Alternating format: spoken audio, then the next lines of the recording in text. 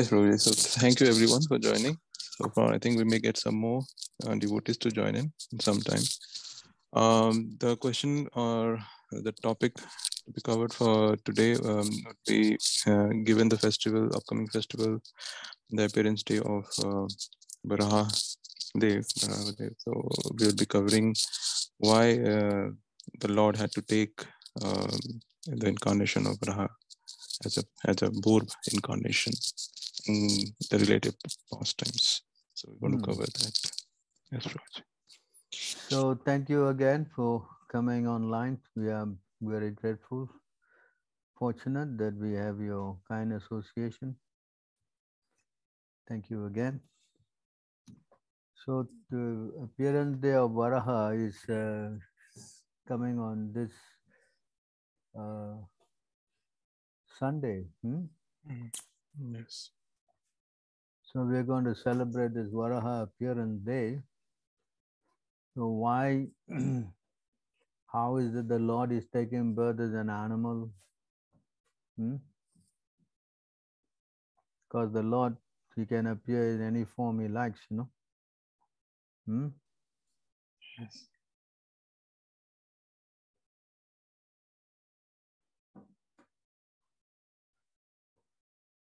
So this is explained in the third canto of the Srimad Bhagavatam. I think we will just read the story today so that you all will know what is the pastime all about.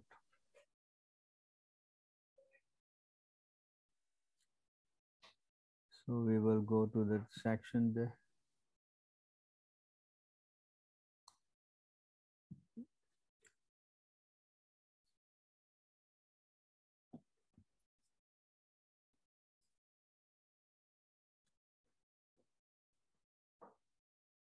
So anyone wants to volunteer to read?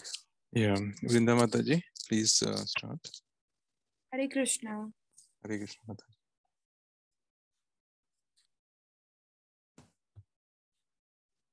Prabhu, do you have to read this? Go ahead. The translation. The translation. Translation. Sri Manu said, O all-powerful Lord, O killer of all sins, I shall abide by your order. Now please let me know my place and that of the living entities born of me. O master of the demigods, please attempt to lift the earth, which is merged in the great water, because it is the dwelling place for all the living entities. It can be done by your endeavor and by mercy of the Lord.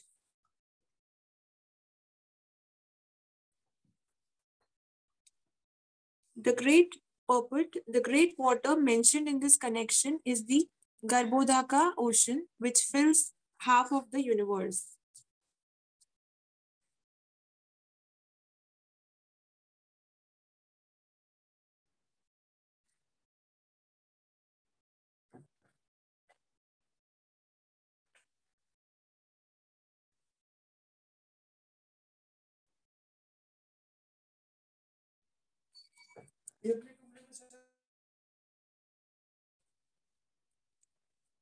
Sri Maitreya said, thus, seeing the earth merged in the water, Brahma gave his attention for a long time to how it could be lifted. Purport. According to Jiva Goswami, the topics delineated in this chapter are of different millenniums. The present topics are of the Shweta Varaha millennium, and topics regarding the Chakshusha millennium will also be discussed in this chapter.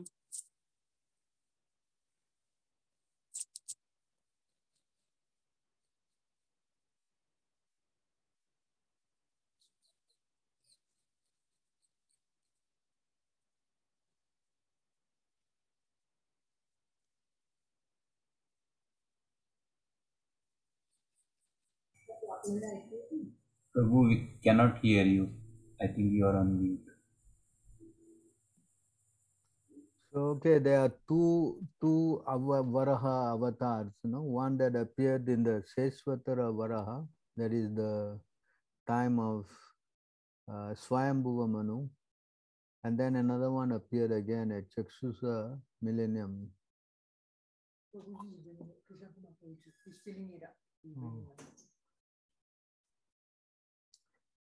So there are two Varaha. So here in this canto, Maitreya kind of joins them together.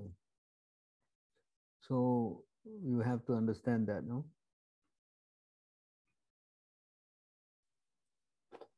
Carry on reading. Brahma thought, while I have been engaged in the process of creation, the earth has been inundated by a deluge and has gone down in the depths of the ocean. What can be done by us who are engaged in the matter of creation? It is best to let the Almighty Lord direct us. Purport: the devotees of the Lord, who are all his confidential servitors, are sometimes perplexed in the discharge of their respective duties, but they are never discouraged.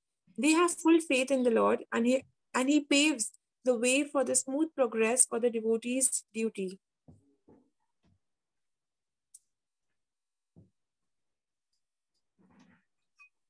O sinless Vidur, all of a sudden, while Brahma was engaged in thinking, a small form of a boar came out of his nostril.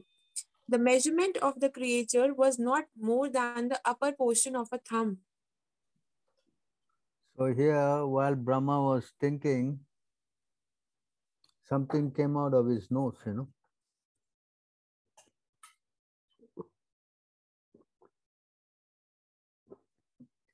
And the measurement of the creature was not more than upper portion of his thumb. That means his thumb, you know, there's this much big, you know. It came out from Lord Brahma's nostril. O descendant of Bharat, while Brahma was observing him, that boar became situated in the sky in a wonderful manifestation as gigantic as a great elephant. So in a moment, that little thumb-shaped thing, half the thumb, it went into the sky and it became a gigantic form, as great as an elephant, you know. Struck with wonder at observing the wonderful boar like form in the sky, Brahma, along with great Brahmanas like Marichi, as well as the Kumaras and Manu, began to argue in various ways.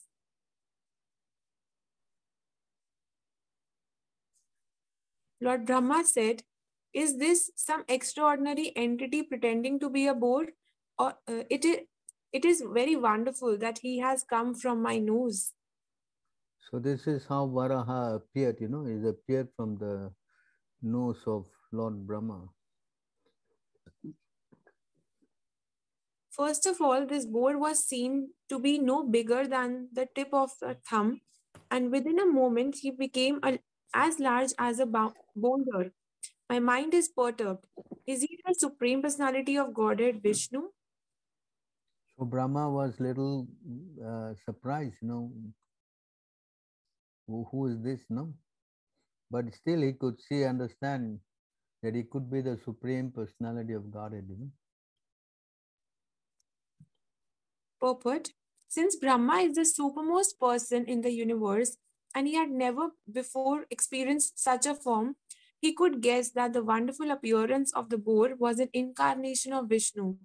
The uncommon features symptomatic of the incarnation of Godhead can bewilder even the mind of Brahma.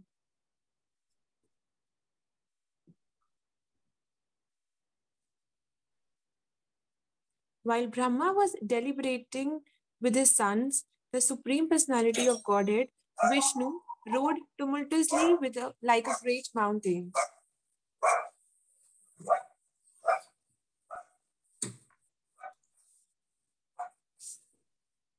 Purport: it appears that great hills and mountains also have their roaring power because they are also living entities. The volume of the sound vibrated is in proportion to the size of the material body. While Brahma was guessing about the appearance of the Lord's incarnation as a boar, the Lord confirmed Brahma's contemplation by roaring with his gorgeous voice.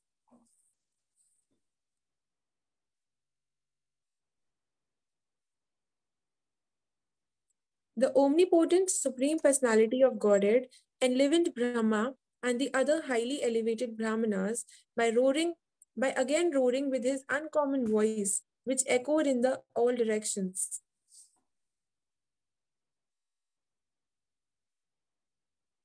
Purport: Brahma and other enlightened Brahmanas who know the Supreme Personality of Godhead are enlivened by the appearance of the Lord in any of his multi incarnations.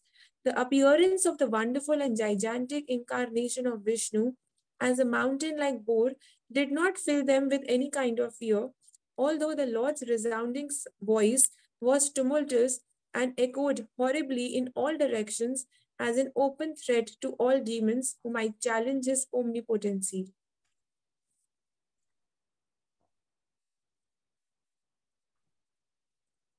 When the great sages residing on Janaloka, Tapaloka, and Satyaloka heard the tumultuous voice of Lord Boar, which was the all auspicious sound of all the merciful Lord, they chanted auspicious hymns from the three Vedas. Purport: the word Maya is very significant in this verse. Maya means mercy, specific knowledge, and also illusion. Therefore, Lord Boar is everything. He is merciful, he is all knowledge, and he is illusion also. The sound which he vibrated was answered by the Vedic hymns of the great sages on the planets Janaloka, Tapaloka, and Satyaloka. The highest intellectual and pious living entities live on those planets, and when they heard the extraordinary voice of the boar, they could understand that the specific sound was vibrated by the Lord and no one else. Therefore, they replied by praying to the Lord with Vedic hymns. The earth planet was submerged in the mire, but on the hearing of the the sound of the Lord, the inhabitants of the higher planets were all jubilant because they knew that the Lord was there to deliver the earth. Therefore, Brahma and all the sages, such as Bhrigu, Brahma's other sons, and learned Brahmanas, were enlivened and they con- concertedly joined in praising the Lord with the transcendental vibrations of the Vedic hymns. The most important in the Kali Santara Upanishad was Hare Krishna, Krishna Krishna, Hare Hare, Hare Ram, Ram Ram, Hare Hare.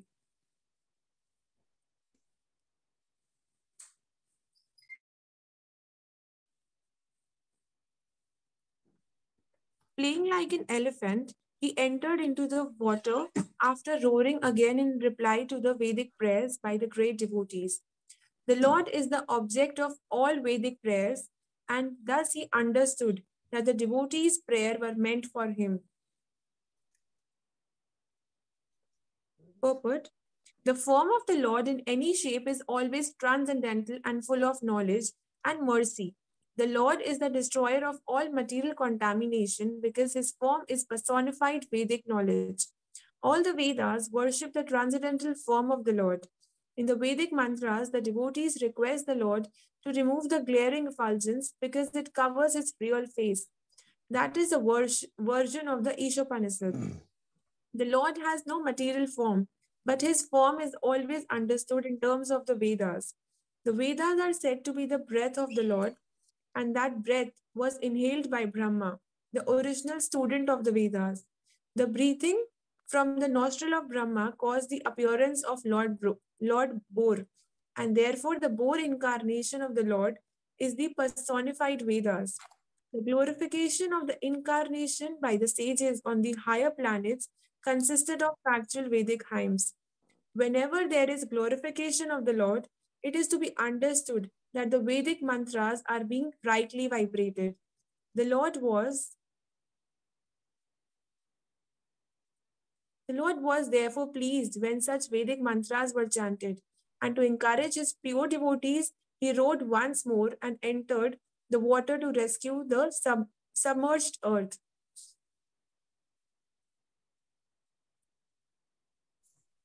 Before entering the water to rescue the earth, Lord Boar flew in the sky, slashing his tail his hard hairs quivering, his very glance was luminous, and he scattered the clouds in the sky with his hooves and glittering white tusk.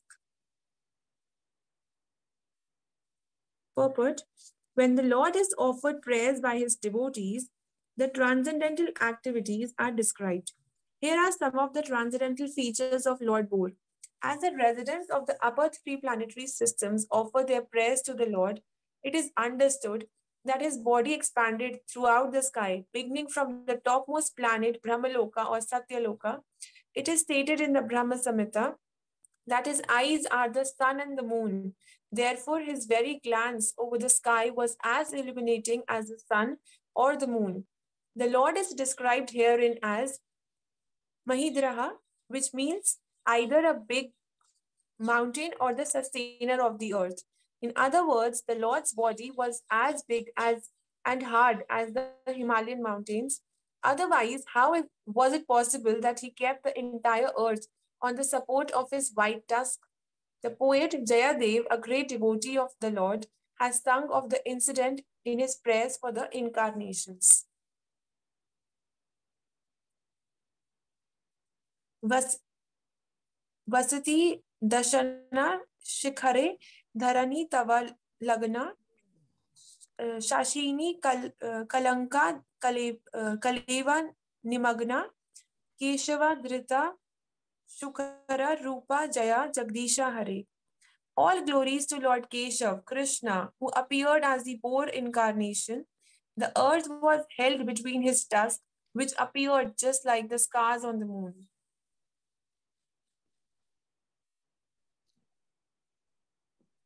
He was personally the Supreme Lord Vishnu and was therefore transcendental.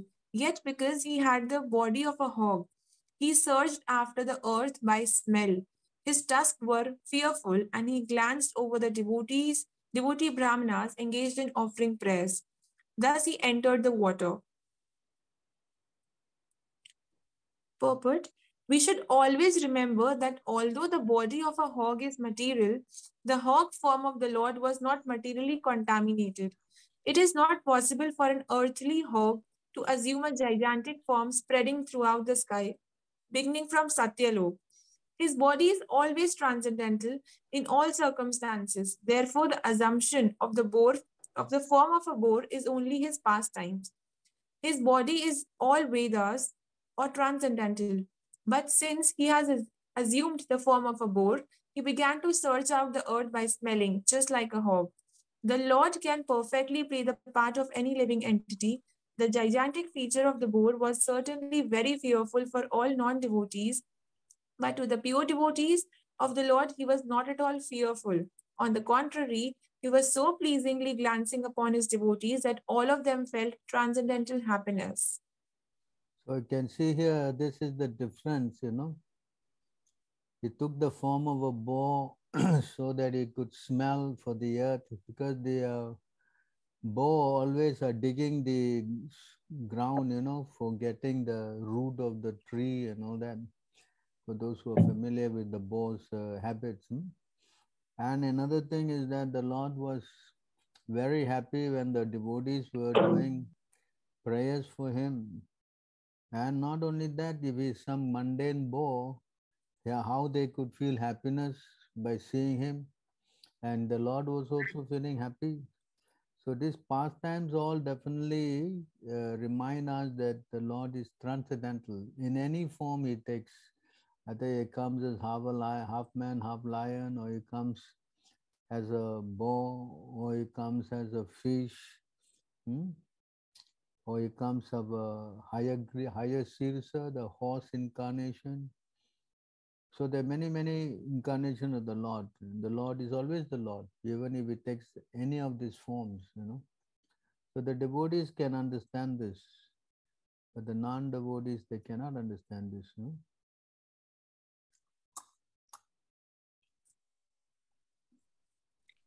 Diving into the water. Vrinda Mataji, thank you very much for reading so far. Hare Krishna, Jagan Prabhu, please continue. Hare Krishna, bro. Diving, Hare. Diving into the water like a giant mountain, the Lord Boar divided the middle of the ocean and two high waves appeared as the arms of the ocean, which cry loudly as if praying to the Lord, O Lord of all sacrifices, please do not cut me in two, kindly give me protection. Even the great ocean was perturbed by the falling of the mountain-like body of the transcendental boar, and it appeared to be frightened as if death were imminent.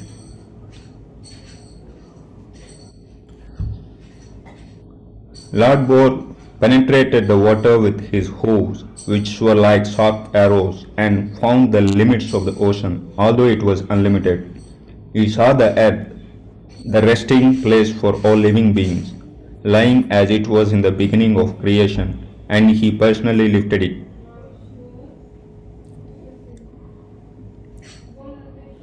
The word rasayam is sometimes interpreted to mean Rasatala, the lowest planetary system, but that is not applicable in this connection. According to Vishwanatha Chakravarti Thakura, the Earth is 7 times superior to the lower planetary systems, namely Tala Atala, Talatala, Vitala, Rasatala, Patala, etc. Therefore, the Earth cannot be situated in the Rasatala planetary system. It is described in the Vishnu Dharma.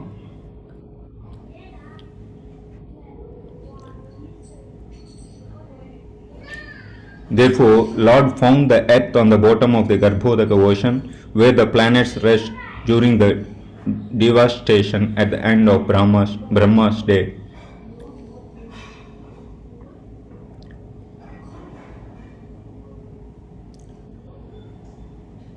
Lord Boar very easily took the earth on his tusks and got it out of the water. Thus he appeared very splendid. Then, his anger glowing like the Sudarsana wheel, he immediately killed the demon Hiranyaksha, although the demon tried to fight with the Lord. According to Srila Jiva Goswami, the Vedic literatures describe the incarnation of Lord Varaha Boar in two different devastations, namely the Chakshusa devastation and the Swayambhuva devastation. This particular appearance of the boar incarnation actually took place in the Swayambhuva devastation, when all planets other than the higher ones, Jana, Maha and Satya, mixed in the water of devastation. This particular incarnation of the boar was seen by the inhabitants of the planets mentioned above. Srila Vishwanatha Chakravarti Thakura suggests that the sage Maitreya amalgamated both the boar incarnations in different devastations and summarized them in his description to Vidura. Thereupon, Lord Boar killed the demon within the water, just as a lion kills an elephant. The cheeks and tongue of the Lord became smeared with the blood of the demon, just as the elephant becomes reddish from digging in the purple earth.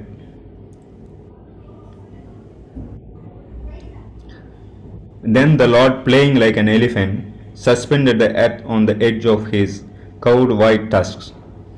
He assumed a bluish complexion like that of a tamala tree, and thus the sages headed by Brahma could understand him to be the Supreme Personality of Godhead and offer respectful obeisances unto the Lord. All the sages uttered the great respect. All sages uttered with great all the sages uttered with great respect, O unconquerable enjoyer of all sacrifices, all glories and all victories unto you. You are moving in your form of the personified Vedas, and in the hair holes of your body the oceans are submerged. For certain reasons, to uplift the earth, you have now assumed the form of a boar.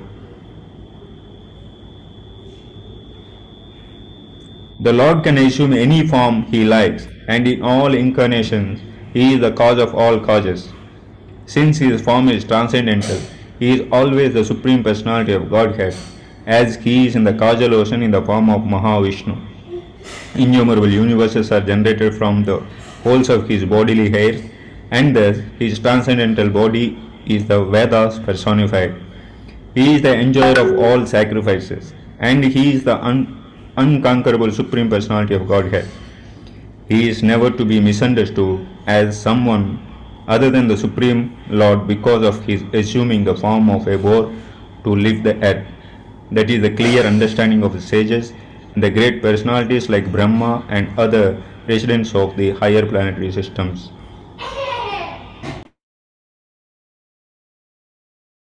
O Lord, your form is worshipable by performances of sacrifice, but souls who are simply miscreants are unable to see it.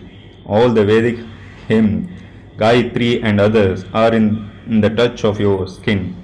In your bodily hairs is the kushagras.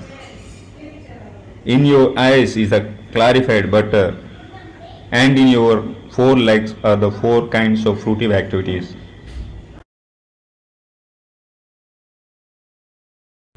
There is a class of miscreants who are known in the words of Bhagavad Gita as Vedavadarathas, are so-called strict followers of the Vedas. They do not believe in the incarnation of the Lord. What to speak of the Lord's incarnation as the worshipable hog? They describe worship of different forms or incarnation of the Lord as anthropomorphism or zoomorphism. In the estimation of Srimad Bhagavatam, these men are miscreants. And in the Bhagavad Gita 7:15, they are called not only miscreants but also fools and the lowest of mankind.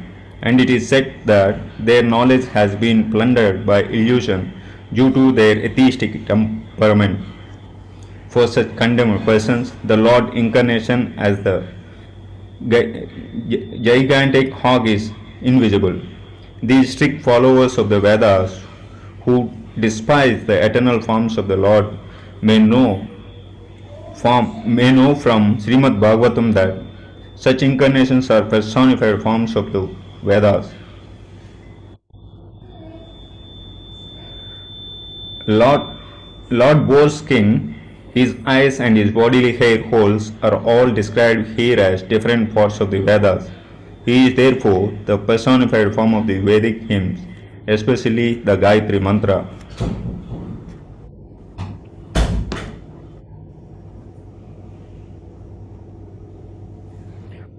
O Lord, your tongue is a plate of sacrifice. Your nostrils are another plate of sacrifice. In your belly is the eating plate of sacrifice, and your ear holes are another plate of sacrifice. In your mouth is the Brahma plate of sacrifice. Your throat is the plate of sacrifice known as Soma, and whatever you chew is known as Agnihotra. The Vedavadarathas says that there is nothing more than the Vedas and the performance of sacrifices mentioned in the Vedas. They have recently made a rule in their group to formally observe daily sacrifice. They simply ignite a small fire and offer something whimsically, but they do not strictly follow the sacrificial rules and regulations mentioned in the Vedas. It is understood that by regulation there are different plates of sacrifice required, such as Shat, Shruva, Barihish, Chaturhotra, Ida, Chamasa, Prashitra, Graha and Agnihotra. One cannot achieve the results of sacrifice unless one observes the strict regulations. In this age, there is practically no facility for performing sacrifices in strict discipline. Therefore, in this age of Kali, there is a stricture regarding such sacrifices. It is explicitly directed that one should perform Sankirtana Yajna and nothing more.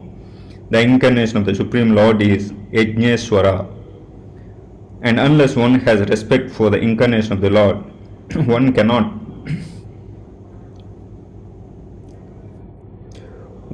perfectly perform sacrifice. In other words, taking shelter of the Lord and rendering service unto Him is is the factual performance of all sacrifices, as explained herein. Different places of sacrifice correspond to the different parts of the body of the Lord's incarnation. In the Srimad Bhagavatam, 11th canto, it is explicitly directed that one should perform Sankirtana Yajna to please the Lord's incarnation as Sri Chaitanya Mahaprabhu. This should be rigidly followed in order to achieve the result of Yajna performance.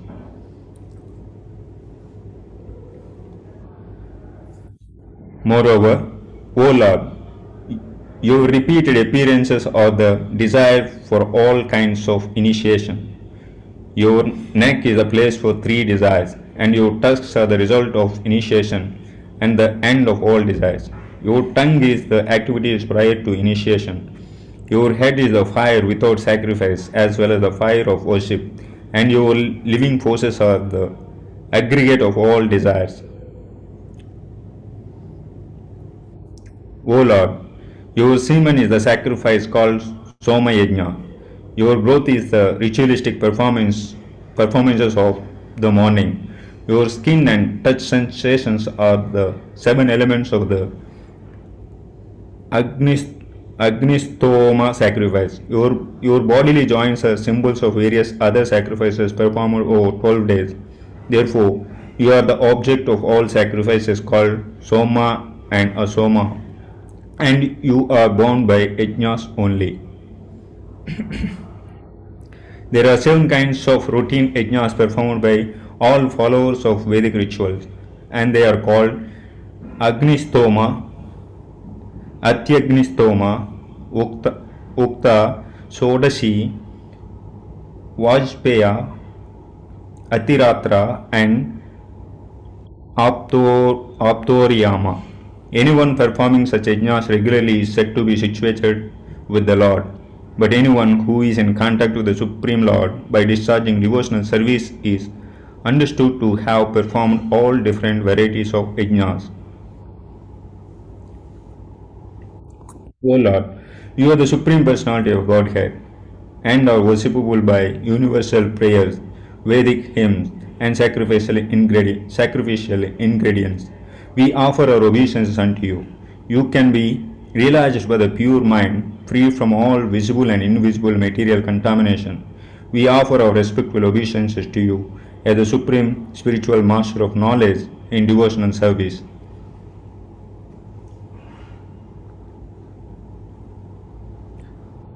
The qualification of bhakti or devotional service to the Lord is that the devotees should be free from all material contaminations and desires.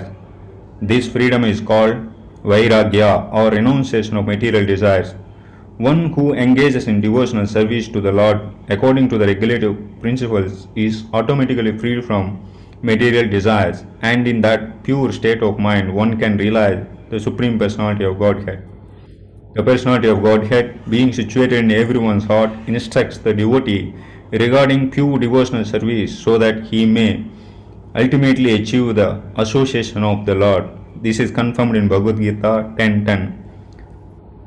Tesam satata yuktanam bhajitam priti purvakam dadami buddhi yogam tam yena mam upayanti te. The one who constantly engages in the devotional service of the Lord with faith and love, the Lord certainly gives the intelligence to achieve Him at the ultimate end. One has to conquer the mind, and one may do it by following the Vedic rituals and by performing different types of sacrifice. The ultimate end of all those performances is to attain bhakti or devotional service of the Lord. Without bhakti, one cannot understand the Supreme Personality of Godhead. The original Personality of Godhead or His innumerable Vishnu expansions are the only objects of worship by all Vedic rituals and sacrificial performances.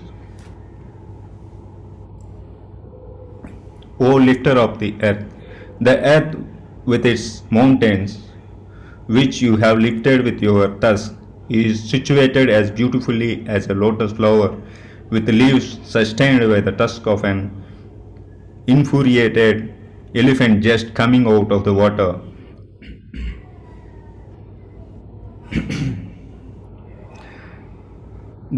The fortune of the earth planet is praised because of its being specifically sustained by the Lord. Its beauty is appreciated and compared to that of a lotus flower situated on the tusks of an elephant. As the lotus flower with the leaves is very beautifully situated on the tusk of an elephant, so the world with its many beautiful mountains appeared similarly situated on the tusks of Lord Boar.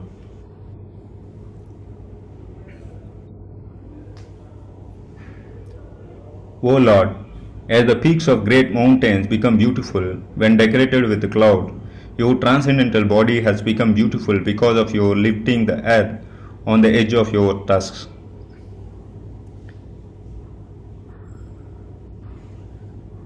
The word Vibhrama is significant. Vibhrama means illusion as well as beauty. When a cloud rests on the peak of great mountain, the cloud appears to be sustained by the mountain, and at the same time it looks very beautiful. Similarly, Lord has Lord has no need to sustain the earth on his tusk, but when he does so, the world becomes beautiful, just as the Lord becomes more beautiful because of his pure devotees on the earth. Although the Lord is transcendental personification of the Vedic hymn, he has become more beautiful because of his appearance to sustain the earth. O Lord, for the residential purposes of all inhabitants, both moving and non-moving, this earth is your wife, and you are the Supreme Father. We offer our respectful obeisances unto you, along with Mother Earth, in whom you have invested your own potency, just as an expert sacrificer puts fire in the Arni wood. The so-called law of gravitation, which sustains the planets, is described herein as the potency of the Lord. This potency is invested by the Lord in the same way that an expert sacrificial Brahmanas puts fire in the Arni wood by the potency of Vedic mantras. By this arrangement, the world becomes habitable for both moving and non-moving creatures. The conditioned souls who are residents of the material world are put into the womb of Mother Earth. In the same way, the seed of a child is put by the father into the womb of the mother. This conception of the Lord and the earth as a father and mother is explained in Bhagavad Gita 14.4. Conditioned souls are devoted to the motherland in which they take their birth, but they do not know their father. The mother is not independent in producing children. Similarly, material nature cannot produce living creatures unless in contact with the Supreme Father. The Supreme Personality of Godhead. Srimad Bhagavatam teaches us to offer obeisances unto the Father, the Supreme Lord, along with the Mother, because it is the Supreme Father only who impregnates the Mother with all energies for the sustenance and maintenance of all living beings, both moving and non-moving. Who else but you, the Supreme Personality of Godhead, could deliver the earth from within the water? It is not very wonderful for you, however, because you acted most wonderfully in the creation of the universe. By your energy, you have created this super wonderful cosmic manifestation. When a scientist discovers something impressive to the ignorant mass of people, the common man, without inquiry, accepts such a discovery as wonderful. But the intelligent man is not struck with wonder by such discoveries. He gives all credit to the person who created the wonderful brain of the scientist.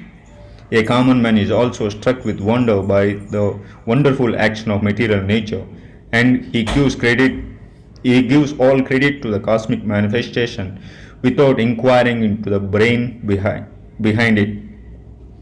The learned Krishna conscious person, however, knows well that behind the cosmic manifestation is the brain of Krishna, as confirmed in the Bhagavad Gita 9:10. Mayajjakshana prakruti shuyate sa characharam. Since Krishna can direct the wonderful cosmic manifestation, it is not at all wonderful for him to assume the gigantic form of Boar and thus deliver the earth from the mire of the water. A devotee is therefore not astonished to see the wonderful Boar because he knows that the Lord is able to act far more wonderfully by his potencies, which are inconceivable to the brain of even the most erudite scientist. O Supreme Lord, Thank you, Babu. Thank you very much. Divya Mataji, please continue. Hare Krishna Mataji. Hare Krishna Prabhuji. O Supreme Lord, undoubtedly we are inhabitants of the most pious planets, the Jana, Tapas, and Satyalokas.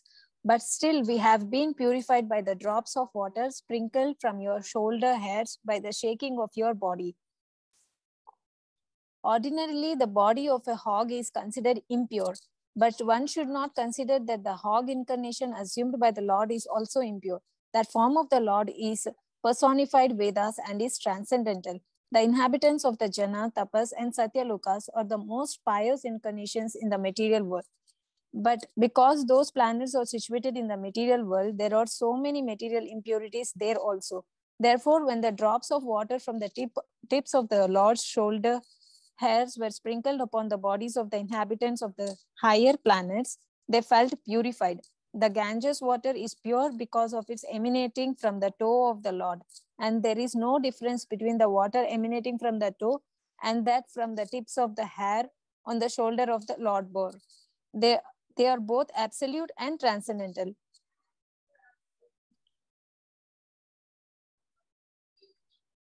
O Lord, there is no limit to your wonderful activities. Anyone who desires to know the limit of your activities is certainly nonsensical. Everyone in this world is conditioned by your powerful mystic potencies. Please bestow your causeless mercy upon these conditioned souls. Mental speculators who want to understand the limit of the unlimited are certainly nonsensical. Every one of them is captivated by the external potencies of the Lord. The best thing for them is to surrender unto him, knowing him to be inconceivable, for thus they can receive his causeless mercy. This prayer was offered by the inhabitants of the higher planetary systems, namely the Jana, Tapas, and Satyalokas, who are far more intelligent and powerful than humans. The words Vishwasvam Samastam are very significant here. There are the material world and the spiritual world. The sages pray, both worlds are bewildered by your different energies. Those who are in the spiritual world are absorbed in your loving service, forgetting themselves and you also. And those in the material world are absorbed in material sense gratification and therefore also forget you. No one can know you because you are unlimited. It is best not to try to know you by unnecessary mental speculation. Rather, kindly bless us so that we can worship you with causeless devotional service. So this is the best part, we cannot figure the Lord out. That's why it is based on revelation. Unless the Lord reveals himself, there's no question of us knowing him at all. The sage Maitreya said, the Lord, being thus worshipped by all the great sages and transcendentalists, touched the earth with his hooves and placed it on the water. The earth was placed on the water by his inconceivable potency. The Lord is all-powerful, and therefore he can sustain the huge planets either on the water or in the air as he likes. The tiny human brain cannot conceive how these potencies of the Lord can act. Man can give some vague explanation of the laws by which such phenomena are made possible. But actually, the tiny human brain is unable to conceive of the activities of the Lord, which are therefore called inconceivable. Yet the frog philosophers still try to give some imaginary explanation. In this manner, the personality of Godhead Lord Vishnu, the maintainer of all living entities, raised the earth from within the water, and having placed it afloat on the water, he returned to his own abode. The personality of Godhead Lord Vishnu descends by his will to the material planets in his innumerable incarnations for particular purposes. And again he goes back to his own abode. When he descends, he is called an avatara, because avatara means one who descends. Neither the Lord himself nor his specific devotees who come to this earth are ordinary living entities like us. If with an attitude of devotional service, one hears and describes this auspicious narration of Lord Boar's pastimes, which are worthy of description, the Lord, who is within the heart of everyone, is very pleased. In his various incarnations, the Lord appears, acts, and leaves behind him a narrative history which is as transcendental as he himself. Every one of us is fond of hearing some wonderful narration, but most stories are neither auspicious nor worth hearing, because they are of the inferior quality of material nature. Every living entity is of the superior quality, spirit, soul, and thus nothing material can be auspicious for him. Intelligent persons should therefore personally hear and cause others to hear the descriptive narrations of the Lord's activities, for that will destroy the pangs of material existence. Out of his causeless mercy only, the Lord comes to this earth and leaves behind narrations of his merciful activities, so that the devotees may derive transcendental benefit.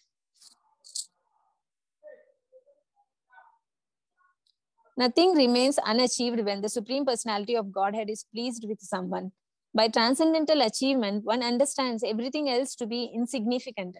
One who engages in transcendental loving service is elevated to the highest perfectional stage by the Lord himself, who is seated in everyone's heart. As stated in the Bhagavad Gita 10.10, the Lord gives intelligence to the pure devotees so that they may be elevated to the highest perfectional stage. It is confirmed herein that a pure devotee who constantly engages in the loving service of the Lord is awarded all knowledge necessary to reach the Supreme Personality of Godhead. For such a devotee, there is nothing valuable to be achieved but the Lord's service. If one serves faithfully, there is no possibility of frustration, because the Lord himself takes charge of the devotee's advancement. The Lord is seated in everyone's heart, and he knows the devotee's motive and arranges everything achievable. In other words, the pseudo devotee who is anxious to achieve material gains cannot attain the highest perfectional stage, because the Lord is in knowledge of his motive. One simply has to become sincere in his purpose, and then the Lord is there to help in every way.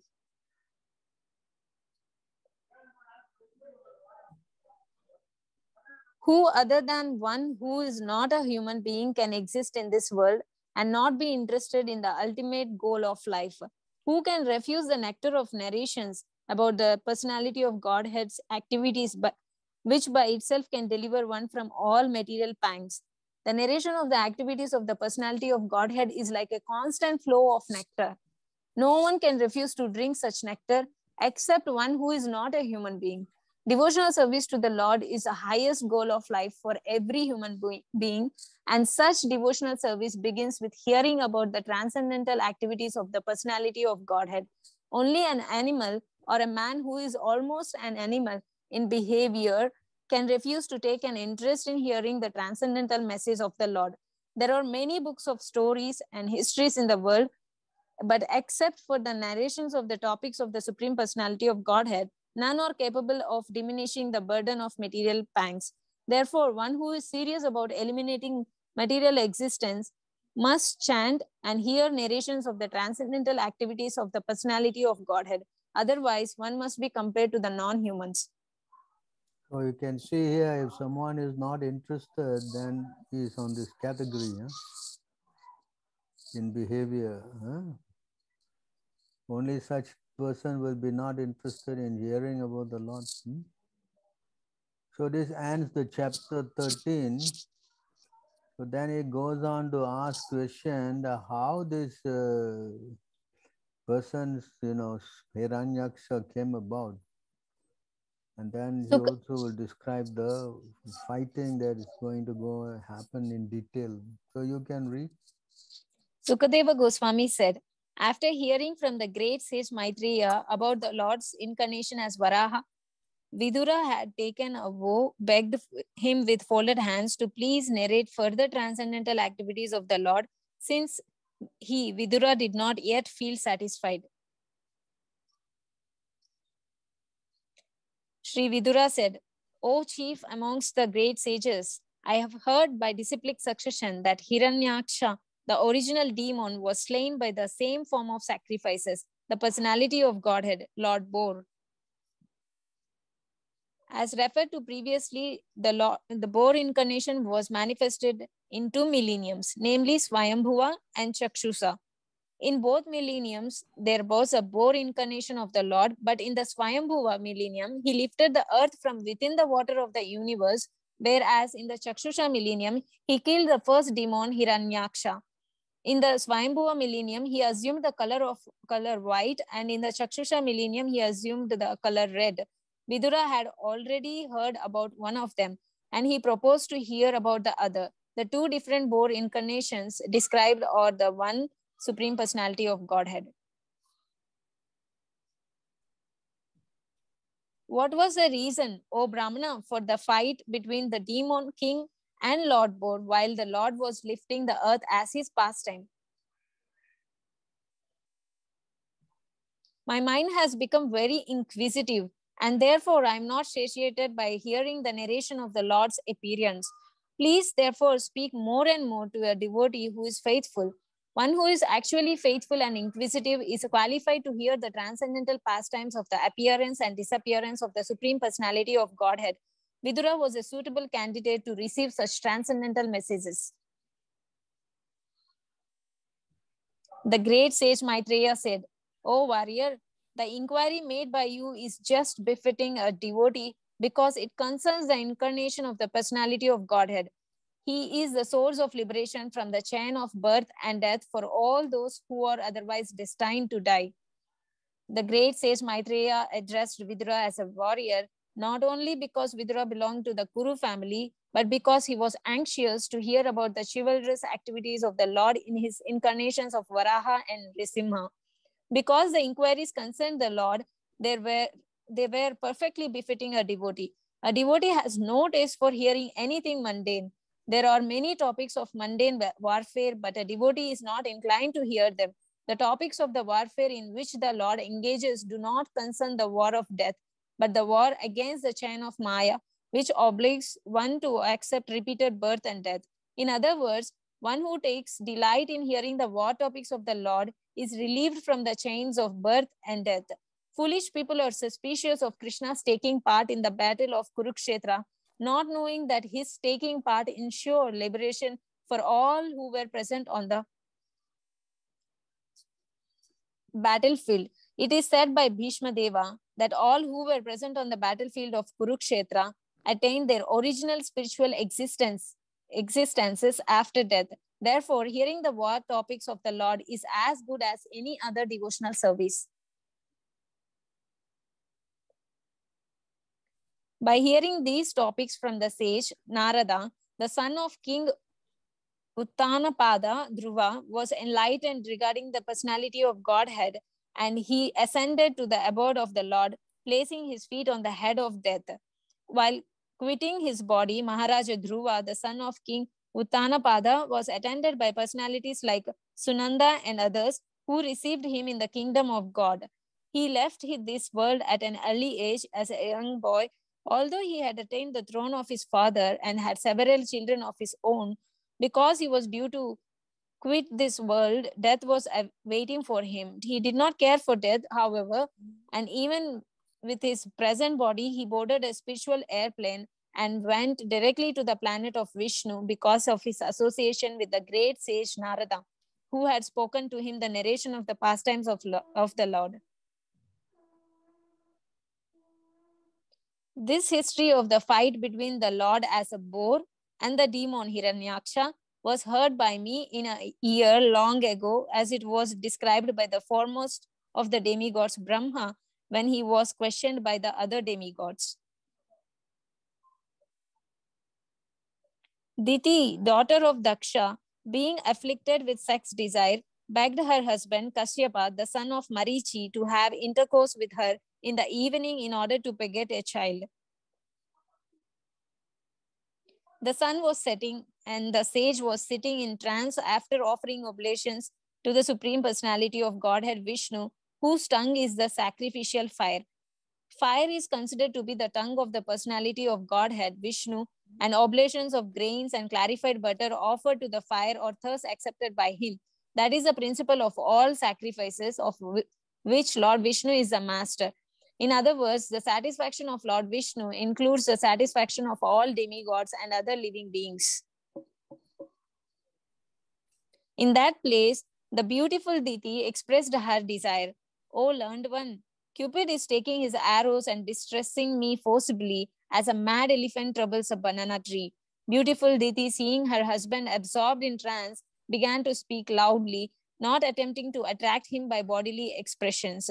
She frankly said that her whole body was distressed by sex desire because of her husband's presence, just as a banana tree is troubled by a mad elephant. It was not natural for her to agitate her husband when he was in trance, but she could not control her strong sexual appetite. Her sex desire was like a mad elephant, and therefore it was a prime duty of her husband to give her all protection by fulfilling her desire. Therefore, you should be kind towards me by showing me complete mercy. I desire to have sons, and I'm much distressed by seeing the opulence of my co-wives. By performing this act, you will become happy. In the Bhagavad Gita, sexual intercourse for begetting children is accepted as righteous. A person sexually inclined for simple sense gratification, however, is unrighteous. In Diti's appeal to her husband for sex, it was not exactly that she was afflicted by sex desires, but she desired sons. Since she had no sons, she felt poorer than her co-wives. Therefore, Kashyapa was supposed to satisfy his bona fide wife. A woman is honored in the world by the benediction of her husband, and a husband like you will become famous by having children because you are meant for the expansion of living entities. According to Rishabdeva, one should not become a father or mother unless one is confident that he can beget children whom he can deliver from the clutches of birth and death. Human life is the only opportunity to get out of the material scene, which is full of the miseries of birth, death, old age, and diseases. Every human being should be given the opportunity to take advantage of his human form of life, and a father like Kashyapa is supposed to beget good children for the purpose of liberation. In days long ago, our father, the most opulent Daksha, who was affectionate to his daughters, asked each of us separately whom we would prefer to select as our husband. It appears from this verse that free selection of a husband was allowed by the father, but not by free association. The daughters were asked separately to submit their selection of a husband who was famous for his acts and personality. The ultimate selection depended on the choice of the father.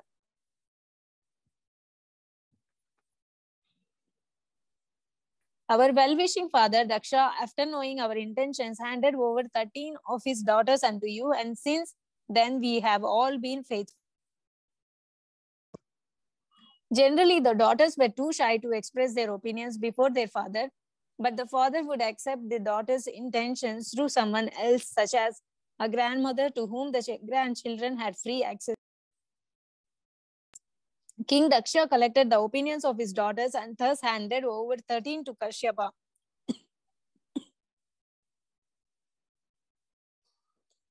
Every one of Diti's sisters was a mother of children. Therefore, since Diti was equally faithful to the same husband, why should she remain without children?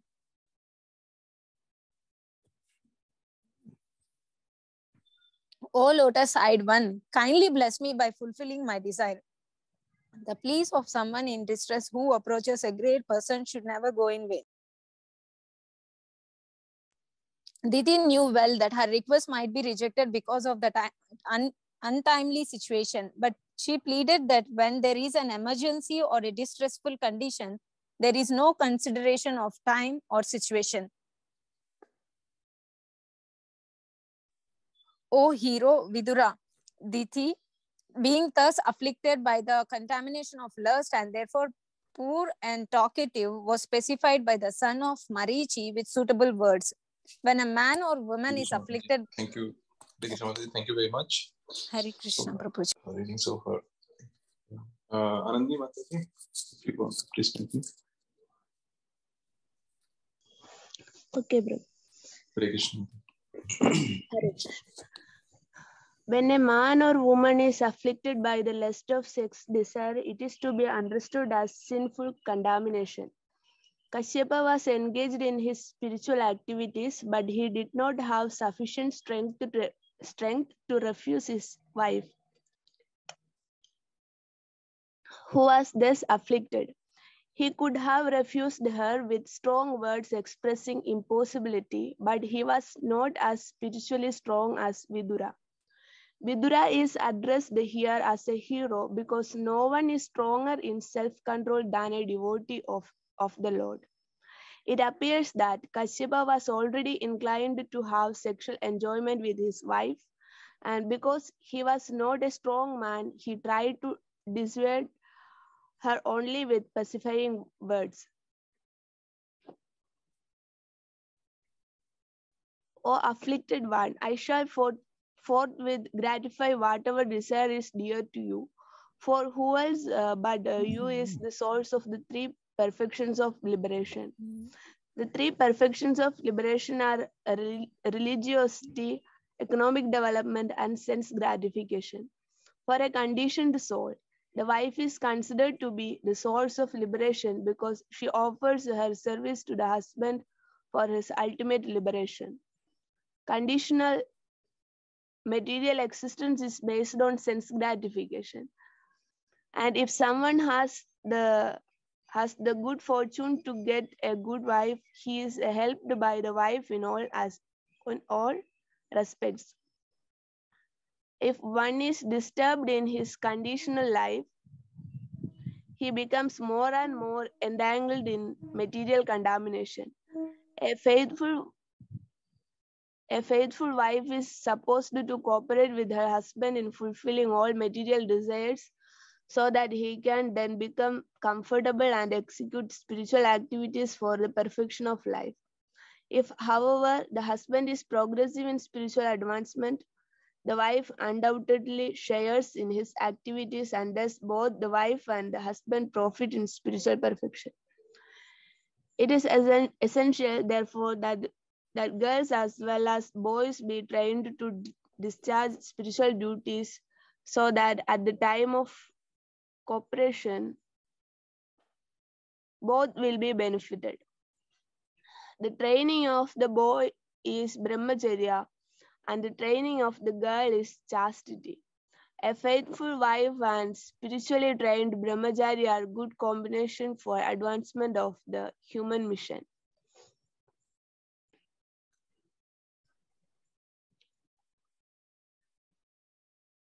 As one can cross over the ocean with seagoing vessels, one can cross the dangerous situation of the material ocean by living with a wife.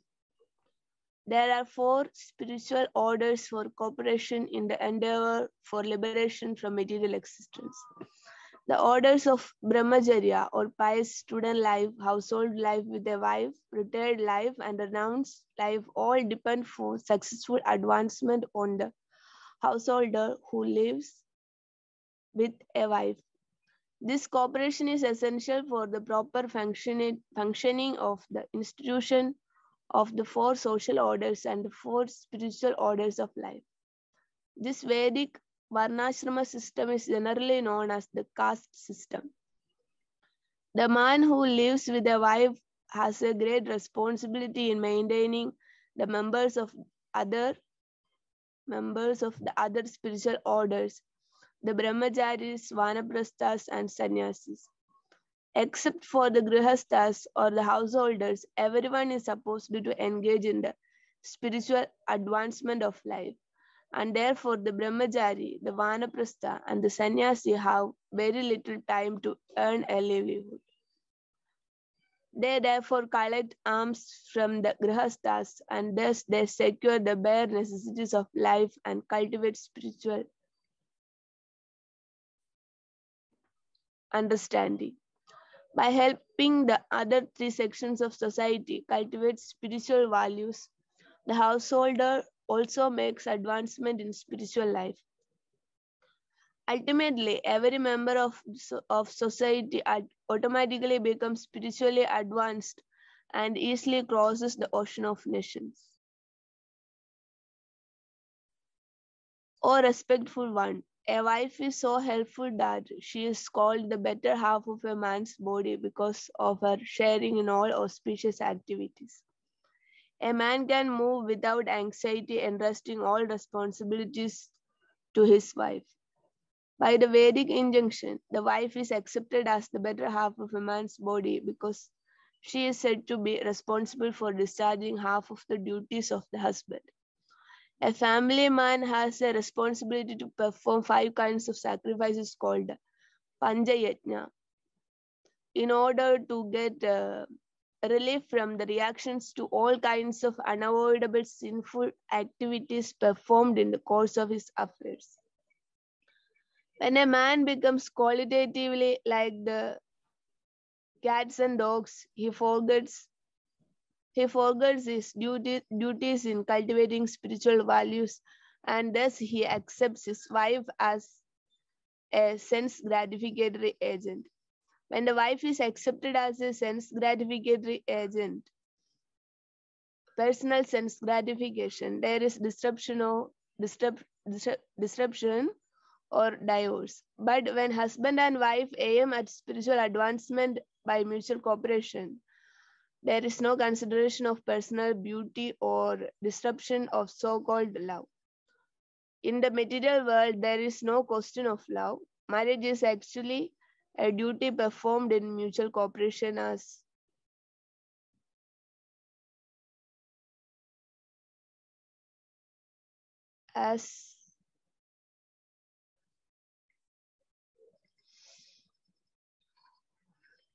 mutual cooperation as directed in the authoritative scriptures for spiritual advancement. Therefore, marriage is essential in order to avoid the life of cats and dogs who are not meant for spiritual enlightenment. As a fort commander very easily conquers invading plunderers, by taking shelter of a wife, one can conquer the senses which are unconquerable in the other spiritual orders. Of the 4 spiritual orders of human society, the student order, the householder Grihastha order, the retired Vanaprastha order, and the renounced Sannyasi order. The householder is on the safe side. The bodily senses are considered plunderers of the fort of the body. The wife is said to be the commander of the fort. And therefore, whenever there is an attack on the body by the senses, it is the wife who protects the body from being smashed. The sex demand is inevitable for everyone, but one who has a fixed wife is saved from the onslaught of the sense enemies. A man who possesses a good wife does not create a disturbance in society by corrupting virgin girls. Without a fixed wife, a man becomes a debauchee of the first order and is a nuisance in society unless he is trained brahmachari. He is a trained brahmachari, vanaprastha, or sannyasi. Unless there is a rigid and systematic training of the brahmachari by the expert spiritual master and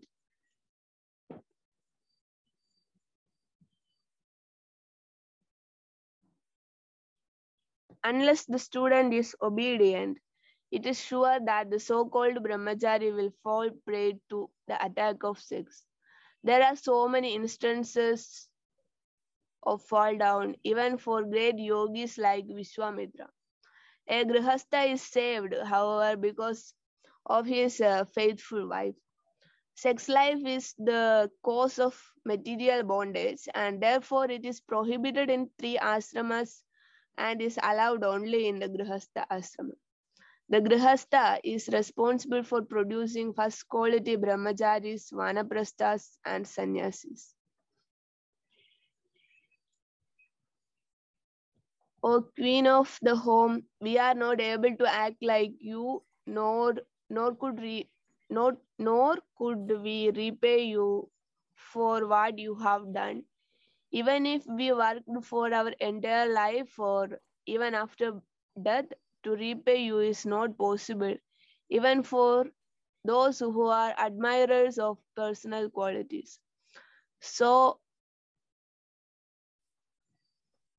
much glorification of a woman by her husband indicates that he is henpecked or is talking lightly in joke. Kashyapa meant that householders living with wives enjoy the heavenly blessings of sense enjoyment and at the same time have no fear of going down to hell. The man in the renounced order of life has no wife and may be driven by sex desire to seek another woman or another's wife and thus go to hell. In other words, the so-called man of the renounced order who has left his house and wife goes to hell if he again desires sexual pleasure knowingly or unknowingly. In that way, the householders are on the side of safety. Therefore, husbands as a class cannot repay their debt to women either in this life or in the next. Even if they engage themselves in repaying the woman throughout their whole life, it is still not possible. Not all husbands are as able to appreciate the good qualities of their wives, but even though one is able to appreciate these qualities, it is still not possible to repay the debt to the wife. Such extraordinary praises by a husband for his wife are certainly in the mode of joking. Even though it is not possible to repay you, I shall satisfy your sex desire immediately for the sake of begetting children, but you must wait for only a few seconds so that others may not reproach me. The henpecked husband may not be able to repay his wife for all the benefits that he derives from her, but as for begetting children by fulfilling sexual desire, it is not at all difficult for any husband unless he is thoroughly important. This is a very easy task for a husband under normal conditions. In spite of Kashyapa's being very eager, he requested her to wait for a few seconds so that others might not reproach him. He explains his position as follows. This particular time is most inauspicious because at this time the horrible looking ghosts and constant companions of the Lord of the ghosts are visible. Kashyapa has already told his wife Diti to wait for a while, and now he warns her that failure to consider the particular time will result in punishment from the ghosts and evil spirits who move during this time along with their master, Lord Rudra.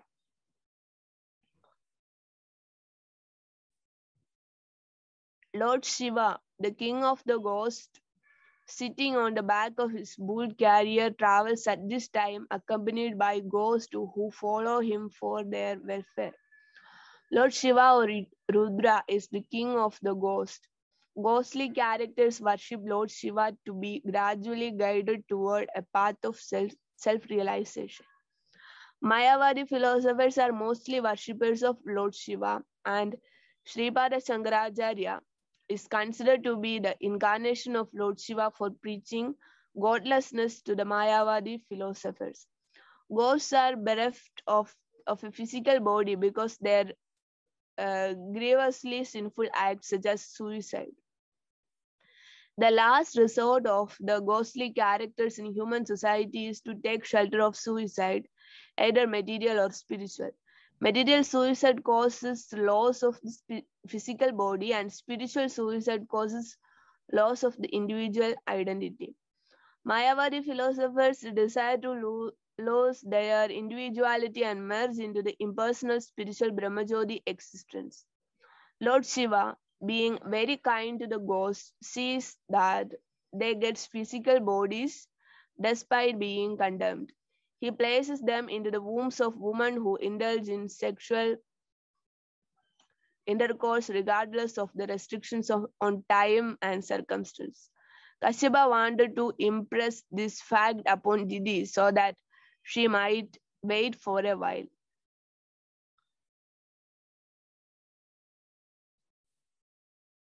Lord Shiva's body is reddish and he is unstained, though covered with ashes. His hair is dusty from the whirlwind dust of the crematorium. He is the younger brother of your husband, and he sees with his 3 eyes.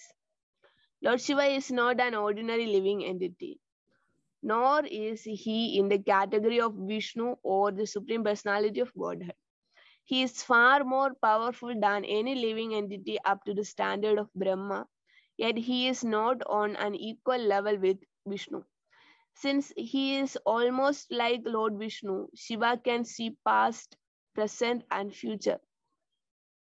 One of his eyes is like the sun, another is like the moon, and his third eye, which is between his eyebrows, is like fire. He can generate fire from his middle eye, and he is able to vanquish any powerful living entity, including Brahma. Yet he does not live pompously in a nice house, etc. Nor does he possess any material properties, although he is master of the material world. He lives mostly in the crematorium, where dead bodies are burnt, and the whirlwind dust of the crematorium is his bodily dress. He is unstained by material contamination. Kashyapa took him as his younger brother because the younger sister of Diti, Kashyapa's wife, was married to Lord Shiva. The husband of one sister is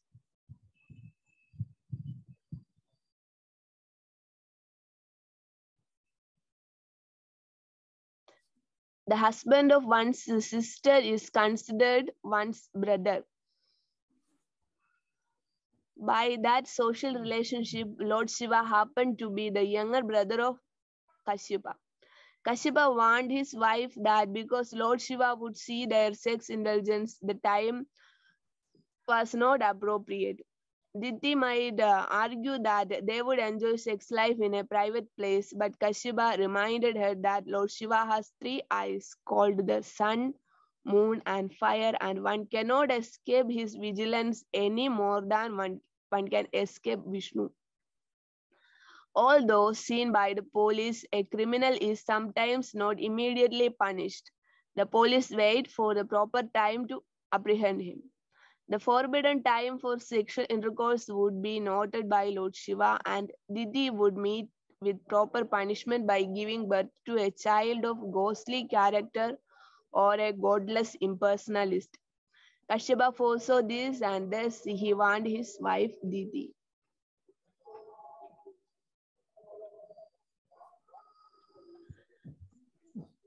Lord Shiva regards no one as his relative. Thank you, Mataji. Anandini Mataji, thank you very much.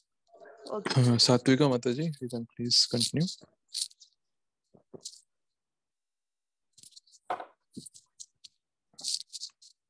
Hare Krishna. Satvika Mataji, are you okay?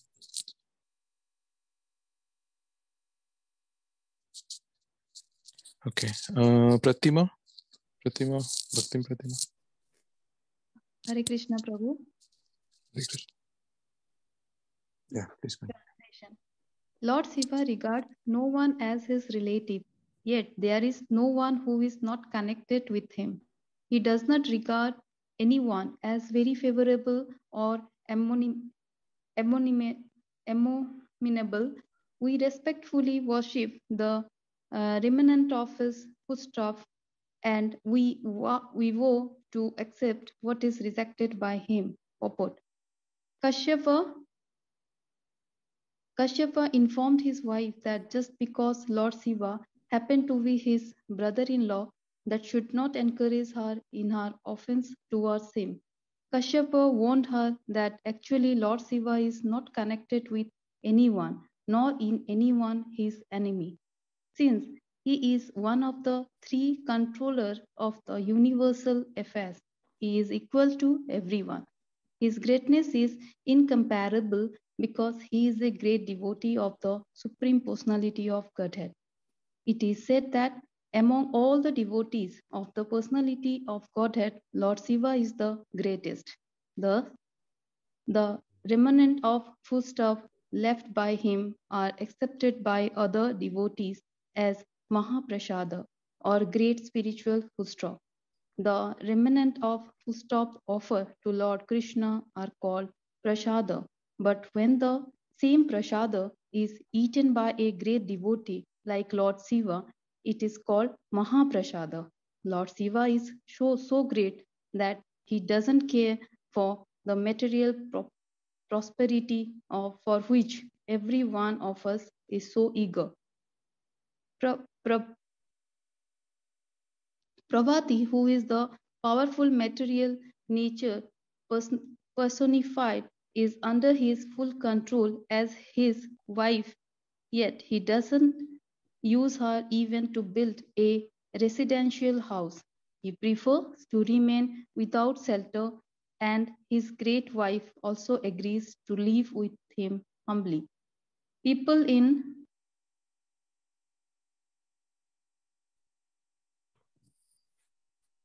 in general worship goddesses Durga, the wife of Lord Shiva, for material prosperity, but Lord Shiva engages her in his service without material desire.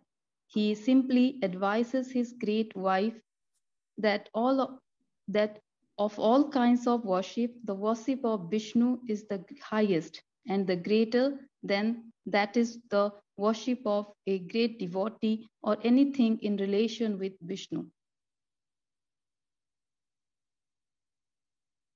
Although no one in the material world is equal to or greater than Lord Shiva, and although his unimpeachable character is followed by great soul to dismantle the mass of nescience, he nevertheless remain as if a devil to give salvation to all devotees of the Lord.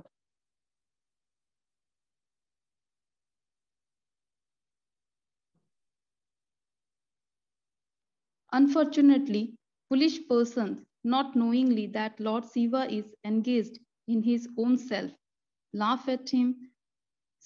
Such foolish persons engage in maintaining the body which is eatable by a dog, with dresses, ornaments, garlands, and ornaments.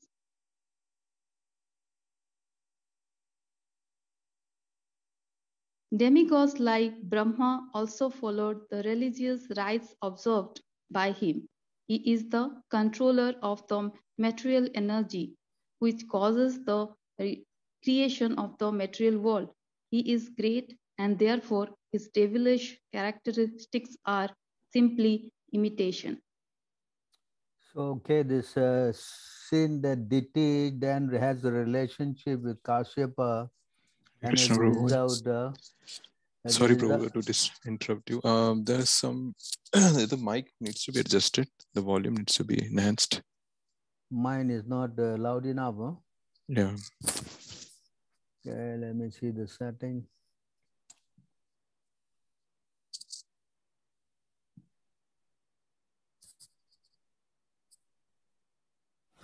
Is it loud enough?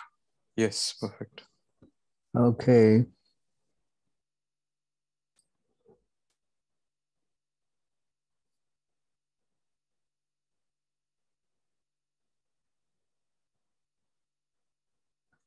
Give me a minute. Huh?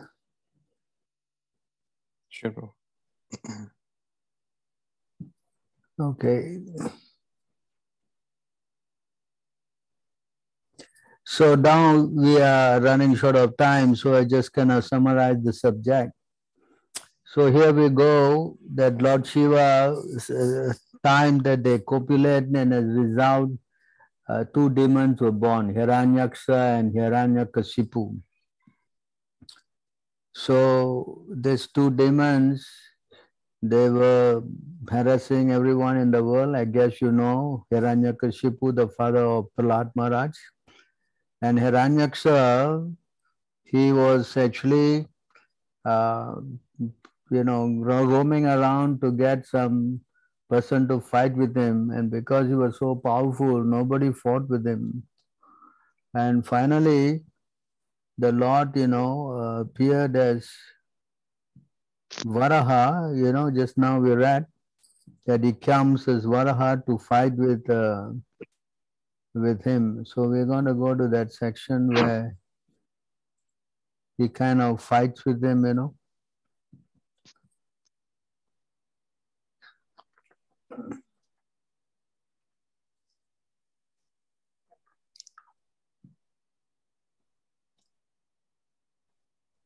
So we'll go to that section so we can hear the fighting that's going on.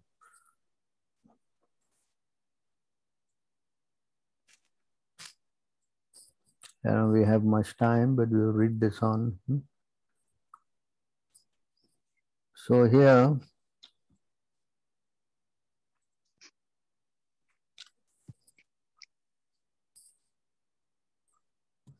so the fighting takes place between the Lord and the Boar.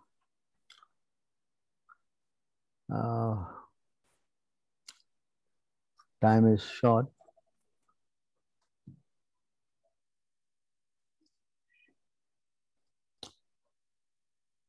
So here you can read the proud and falsely called Daitya paid little heed to the words of Varuna, O dear Vidura. He learned that Narada, the whereabout the Supreme Personality of Godhead, hurriedly betook himself to the depths of the ocean. So he found out that Varaha is taking the earth out of the depths of Garbhodaki ocean, and he ran to that place to fight with the Lord. No. So he saw there the all-powerful personality of Godhead in boy incarnation, bearing the earth upwards on the end of his stars and robbing him of splendor with his reddish eyes. The demon laughed, "Oh, an amphibious beast." So he saw the Lord, and then the demon addressed the Lord, "O best of the demigod, dressed in the form of a boar, just hear me. This earth is entrusted to us, the inhabitants of the lower region, and you cannot take it away from my presence and not be hurt by me." So the demon starts saying all kind of things about the Lord, and the Lord bore he all his nasty remarks. And you have killed some demons, but remaining invisible, O fool, your power is only mystical. So today I shall enliven my kinsmen by killing you. So this is how demons talk about killing the Lord, no? So again he speaks about killing the Lord.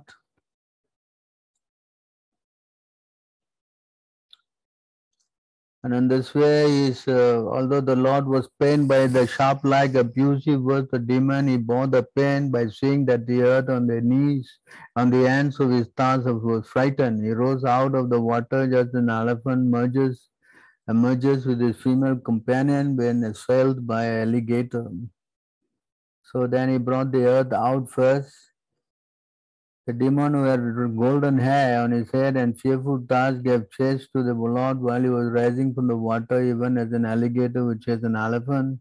Roaring like thunder, he said, "Oh, you not ashamed of running away from a challenging adversary? There's nothing reproachable for shameless creatures." So the Hiranyaksha was chasing after the Lord. The Lord placed the earth within his sight on the surface of the water and transferred to her his own energy in the form of the ability to float on the water.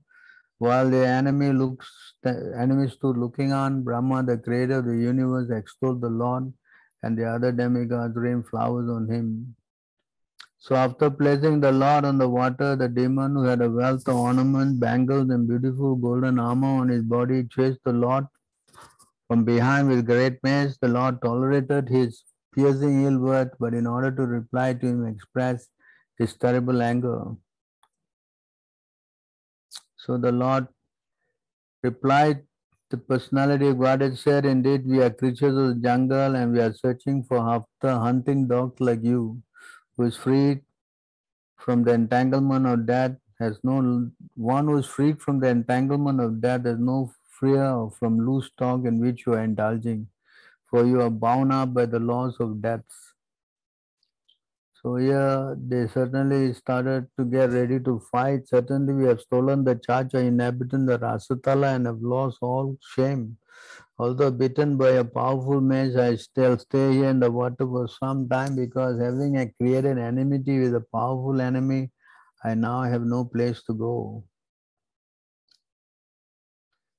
You are supposed to be the commander of many foot soldiers and now you may take prompt step to overthrow us.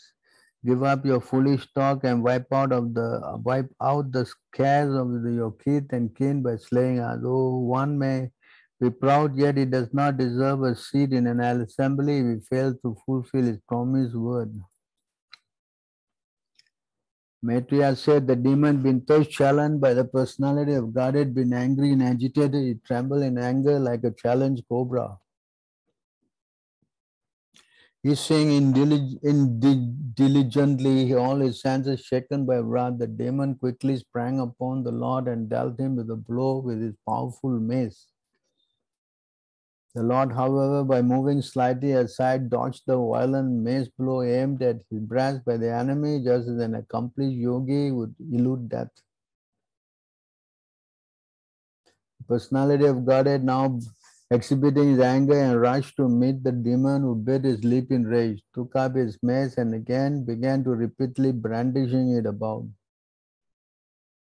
Then with his mace, the Lord struck the enemy on the right of his brow, but since the demon was expert in fighting, O General Vidura, he protected himself by a maneuver of his own mace.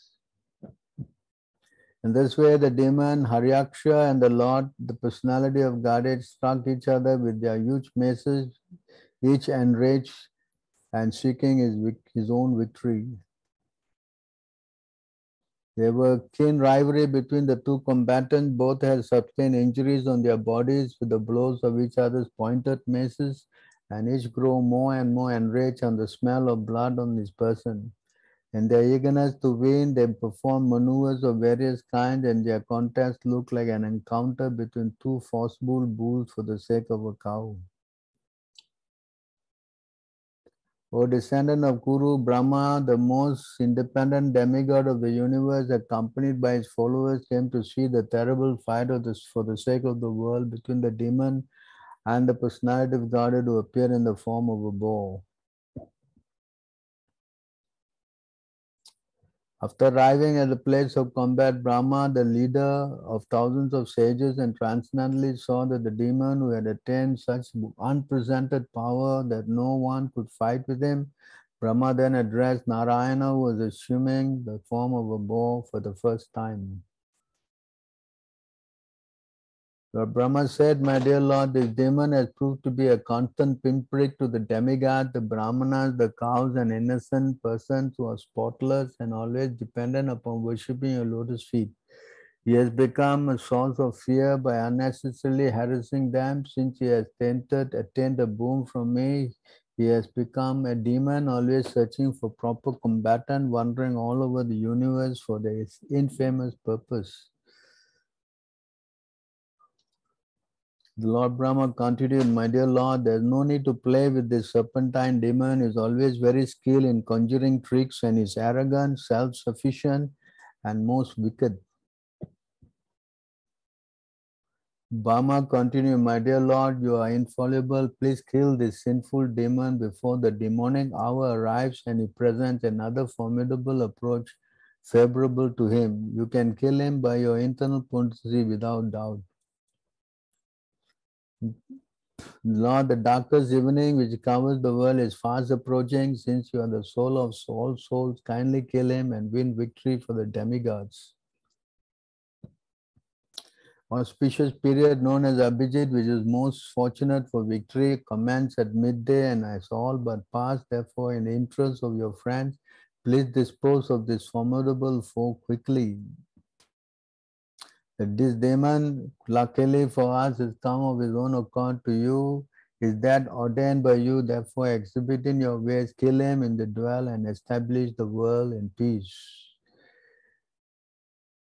After hearing the words of Maitreya said, after hearing the words of Brahma, the creator, which were free from all sinful purpose, as sweet as nectar, the Lord heartily laughed and accepted his prayer, and with a glance laden with love.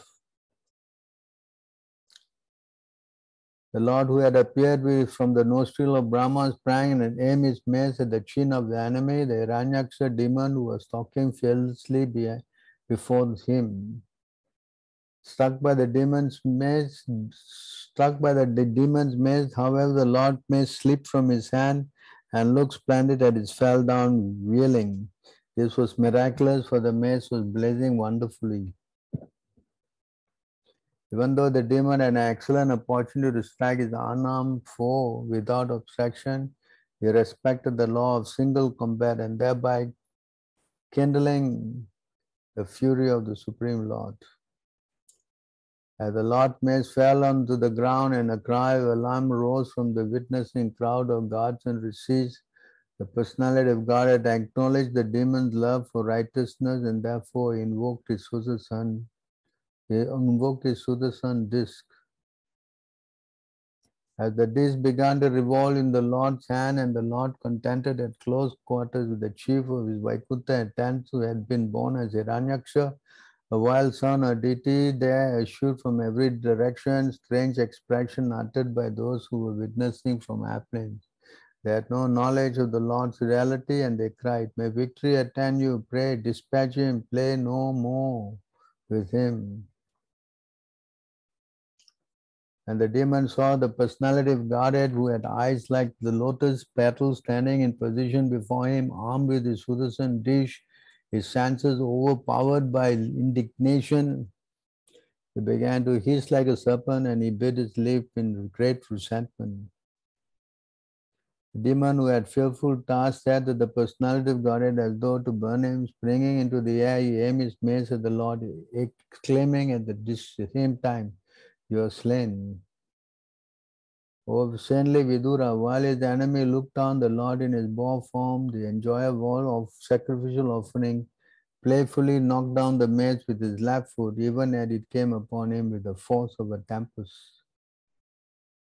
The Lord then said, "Take up your weapon and try again, eager as you to conquer me." Challenged in this way, the demon aimed his mace at the Lord and once more loudly roared. When the Lord saw the mace flying towards him, he stood firmly where he was and caught it with the same ease as Garuda, the king of birds, could seize a serpent. His valor thus frustrated, the great demon felt humiliated and was put out of countenance. He was reluctant to take back the mace when it was offered by the personality of Godhead. He now took a trident which was as rapacious as a flaming fire and hurled it against the Lord and the enjoyer of all sacrifices, even as one would use penance for a malevolent purpose against the holy Brahmana.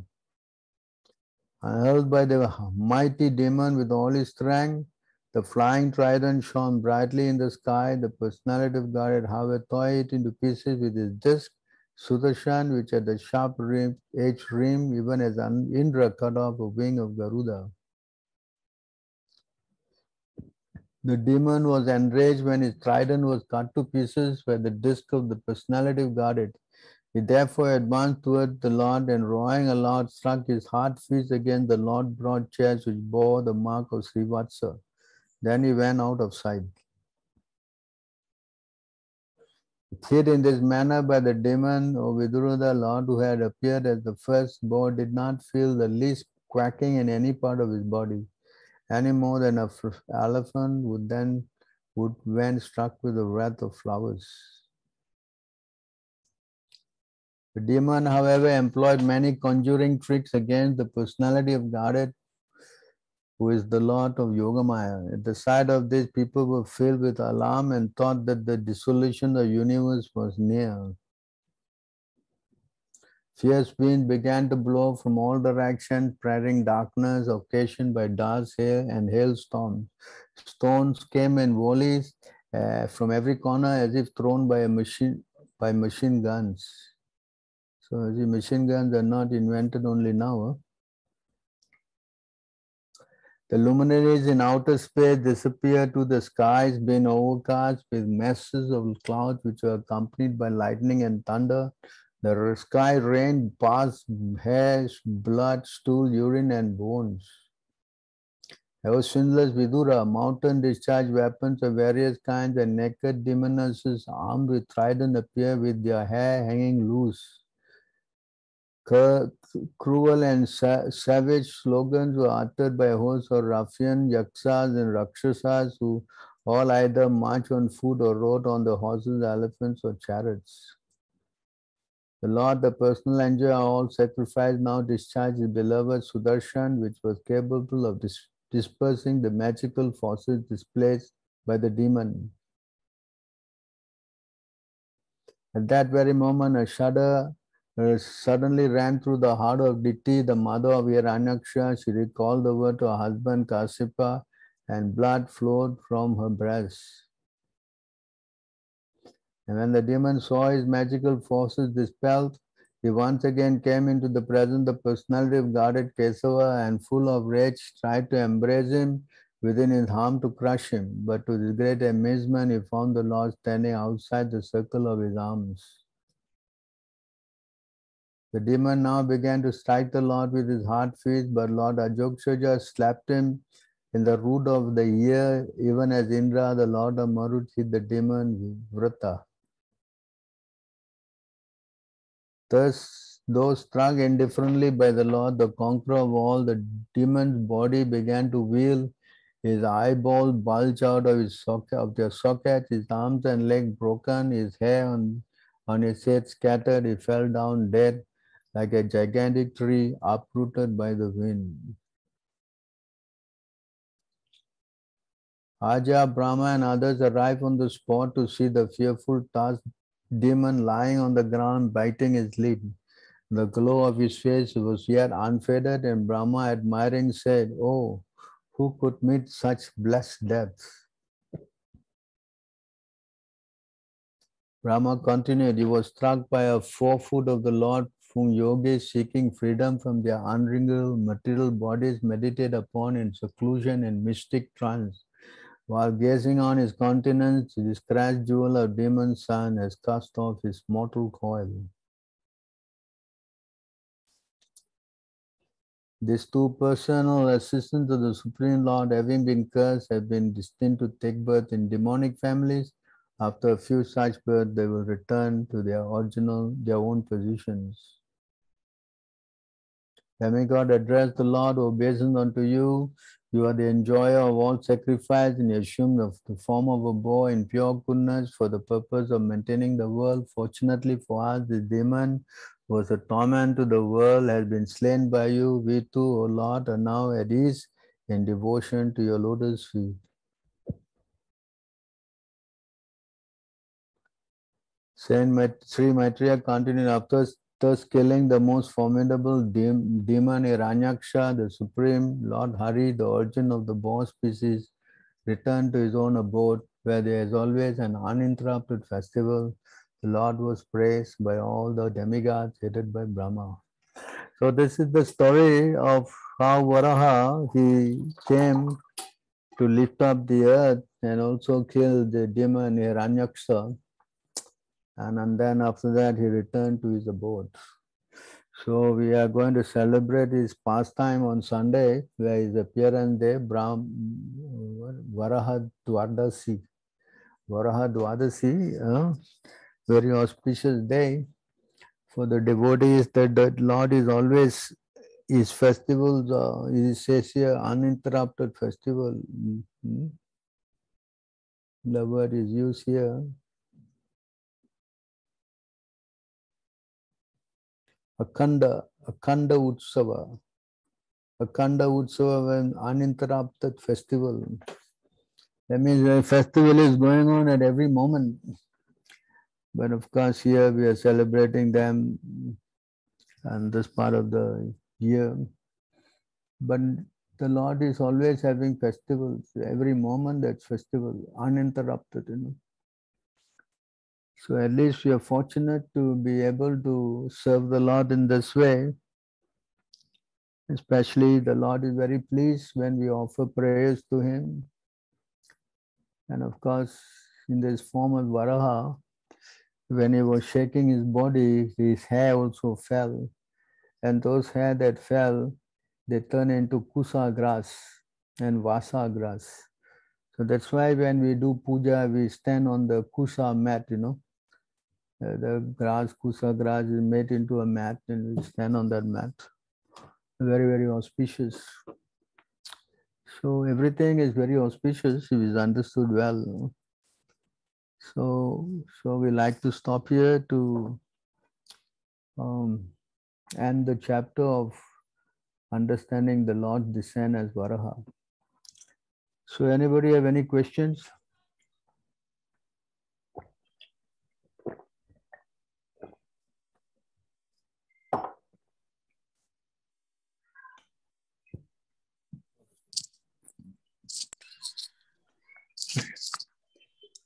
Hare Krishna Prabhuji. Yes. I offer my respectful obeisances unto you. All glories to Srila Prabhupada. All glories to you. Prabhuji, why Hiranyaksha or Hiranyakashipa, they are Jaya, Vijaya, the gatekeepers at Vaikunta?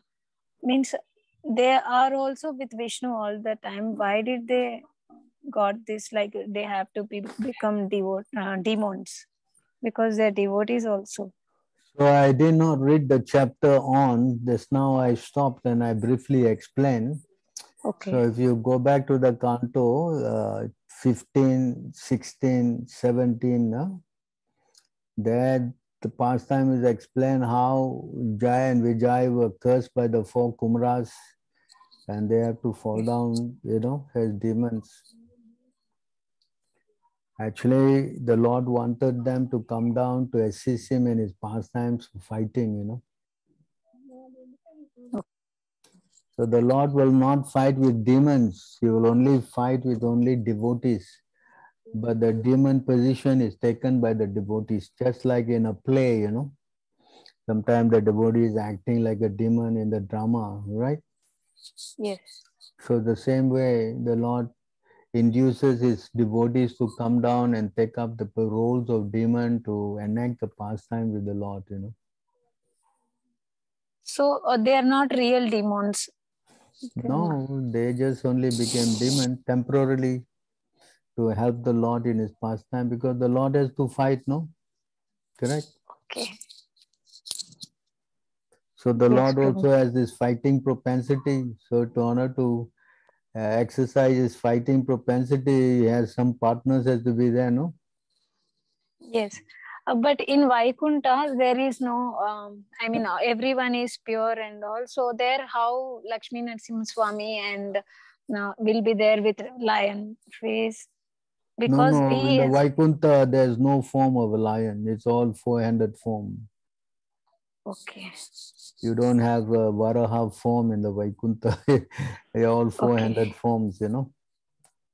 Understand? So only, okay, Prabhu, yes. Only in the earth, they come down, they come like a boar or a tortoise or a fish, you know. But in the Vaikunta, they all are addressed as Matsya Avatar, but they have the four-handed form, you know. Okay, Prabhuji, yes. In the Golok chart that has been there, in that it was mentioned like Matsya Avataram, Kurma Avataram in Vaikunta planets, they have figured, means given that painting also in that. Yeah, that painting is not right, you know. Okay, yes, I want that confirmation. Yeah, there's no this kind of forms in the Vaikuntha world. Vaikuntha world is all the four-handed form only. Yes, Prabhuji. There's some more questions in the chat. Yes. The whole episode is a million times more interesting than any other mundane action scenes in the movies. a fact. Anything about the Lord is very blissful. Yes, Prabhu, even though we may feel that in the mundane world also we may see so many things happening similar to what the Lord's pastimes, but still there is a different feel when the Lord enacts the same thing. But in the movie world, you will know after a while that this is all bogus, no? Absolutely true. Correct. Yes, I mean, just to shoot one scene, the guy had to retake 50 times. What kind of nonsense is that? And here there's no retake, you know. The Lord is fighting, you know. Understand? Very realistic. Yes, Prabhu. Can you imagine how the Lord as a boar the boar's hand can hold a club? How you can do that? Yes. Absolutely. Yes. Yeah, this is the inconceivable potency of the Lord. Yes, Understand? And with that, to hold the club is difficult, and then to fight with it, how is it possible? Huh? Understand? Yes, absolutely. So you have to understand, when you deal with the Lord, it's a lot of inconceivableness. That's why only devotees can understand this, you know. Yes. As I may, just like Parikshit Maharaj, when he was told that the Lord with 3 arrows, he killed the whole army of Hera, what's his name? The one who came to fight 17 times with the Lord. Jarasandha. With just 3 arrows, he wiped out his whole armies. And when Parikshit Maharaj heard that, he shed tears. But if somebody would not understand, they think, this is stories, you know, bogus. Yeah? You understand? So therefore, unless you're a devotee, you cannot understand these things. Yeah, the boar fighting, half man, half lion, horse head. I mean, come on, this all looks mythological, correct? You have to have the faith to know. So because we are reading and we are feeling so much enthused to see how the Lord is fighting, we are becoming happy, correct? But for non-devotee, they just cannot believe these things. That's why you must become a devotee. Yes? Yes, Prabhu. Thank you so much. Yes?